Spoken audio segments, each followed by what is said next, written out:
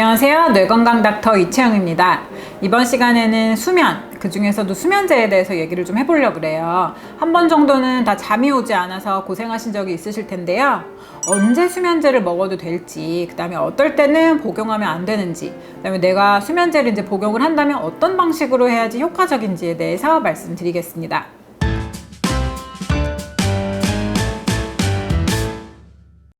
그러면 어떤 경우에 수면제를 좀 드셔야 되는 걸까요?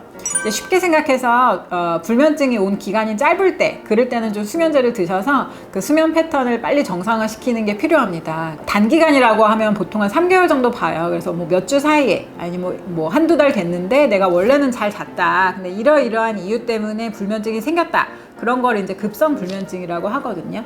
근데 이유는 또 우리 환자분들마다 다양하세요. 어떤 분들은 뭐 어디 시차가 있는 뭐 나라에 갔다 온 이후로 뭐 그런 경우도 있고, 아니면 뭐 정말 개인적으로 어떤 사정이 있어서 뭐 걱정거리가 있어가지고 내가 좀 잠을 못 잘 만한 일이 있었다, 이런 경우. 그러니까 이유는 다양합니다. 근데 어떤 이유에서든지 이제 한번 수면 패턴이 깨지면 그 원인은 해결이 됐는데 수면 문제는 고착화되는 경우가 있어요. 그래서 막 10년 이상씩 못 주무시는 분들 얘기를 가만히 들어보면, 그냥 가만히 생각해 보니까 처음에 못 잔 거는 이런 이유였고 그 이유는 다 해결이 됐는데 그때 한번 못 자고 나니 내가 계속 못 잔다, 이렇게 얘기를 하시는 경우는 안타깝죠.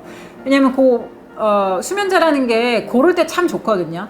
얼마 안 된 그 불면증일 때, 그럴 때는 차라리 병원에서 수면제를 딱 처방을 받으셔가지고 불면증이 만성화되지 않게끔 하시는 그런 노력이 필요합니다. 또 한 가지 중요한 게 뭐냐면요, 불면증 약도 사실은 종류가 다양해요.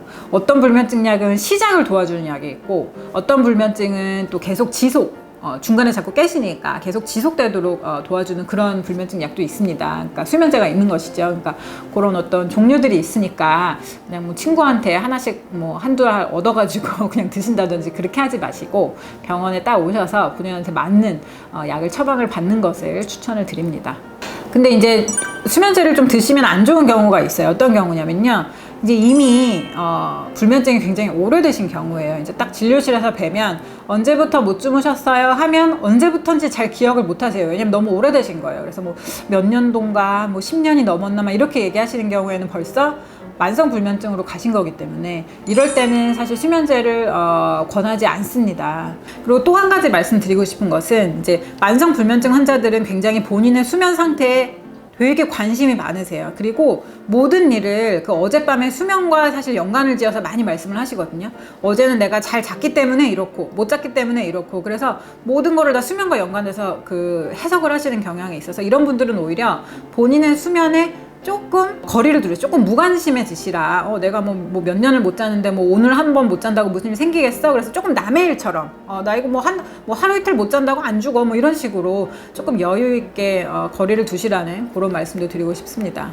그러면은 수면제를 이제 어떻게 복용을 해야 될까요? 물론 이제 약마다 조금 어떤 그 작용 시간의 차이가 있기는 하지만, 수면제는 내가 자려고 하는 시간에 적어도 1시간 반이나 2시간 전에는 드시는 게 좋다고 생각해요. 그래서 미리 이제 내가 자기 훨씬 전에 수면제를 딱 먹어놓고 내가 누우면 바로 잠을 잘 수 있게끔, 저희가 이제 눕는 시간과 실제로 자는 시간의 그 시간 차이를 좁히는 거죠. 수면제를 미리 먹으면서 그렇게 해서 빨리 수면에 들어가시게끔 하는 게 중요하다고 생각해서요.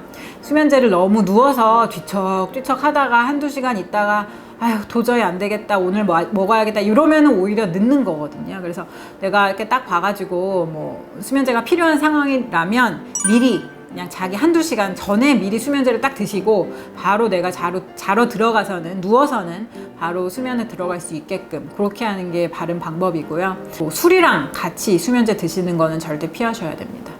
네, 혹시 네.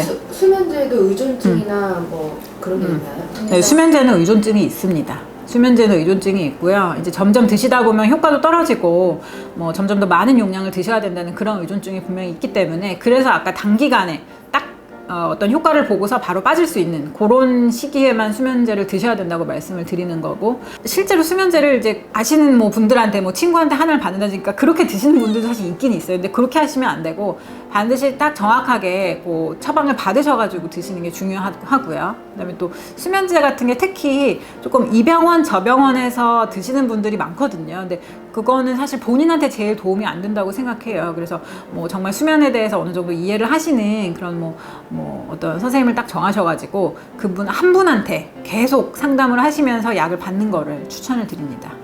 오늘은 이제 불면증, 그 다음에 수면제 사용에 대해서 말씀을 드렸습니다. 이래저래 참 잠이 안 올 일도 많은 세상인 것 같아요. 이 영상 보시는 분들 모두 건강하셨으면 좋겠습니다.